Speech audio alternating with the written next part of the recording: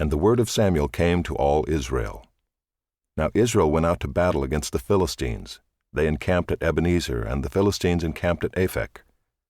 The Philistines drew up in line against Israel, and when the battle spread, Israel was defeated before the Philistines, who killed about 4,000 men on the field of battle.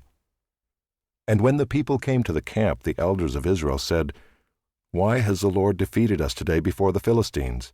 Let us bring the ark of the covenant of the Lord here from Shiloh, that it may come among us and save us from the power of our enemies."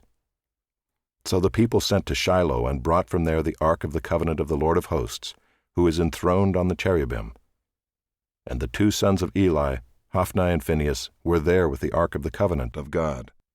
As soon as the ark of the covenant of the Lord came into the camp, all Israel gave a mighty shout, so that the earth resounded. And when the Philistines heard the noise of the shouting, they said, "What does this great shouting in the camp of the Hebrews mean?" And when they learned that the ark of the Lord had come to the camp, the Philistines were afraid, for they said, "A god has come into the camp." And they said, "Woe to us, for nothing like this has happened before. Woe to us! Who can deliver us from the power of these mighty gods? These are the gods who struck the Egyptians with every sort of plague in the wilderness. Take courage and be men, O Philistines, lest you become slaves to the Hebrews, as they have been to you. Be men and fight." So the Philistines fought, and Israel was defeated, and they fled, every man to his home. And there was a very great slaughter, for 30,000 foot soldiers of Israel fell. And the ark of God was captured, and the two sons of Eli, Hophni and Phinehas, died.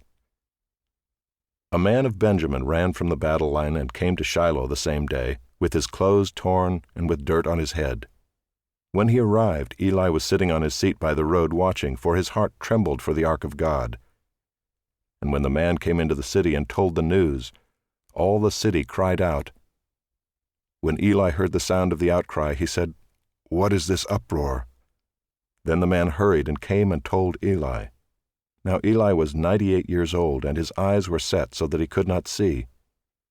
And the man said to Eli, "I am he who has come from the battle. I fled from the battle today." And he said, "How did it go, my son?" He who brought the news answered and said, "Israel has fled before the Philistines, and there has also been a great defeat among the people. Your two sons also, Hophni and Phinehas, are dead, and the ark of God has been captured." As soon as he mentioned the ark of God, Eli fell over backward from his seat by the side of the gate, and his neck was broken, and he died, for the man was old and heavy.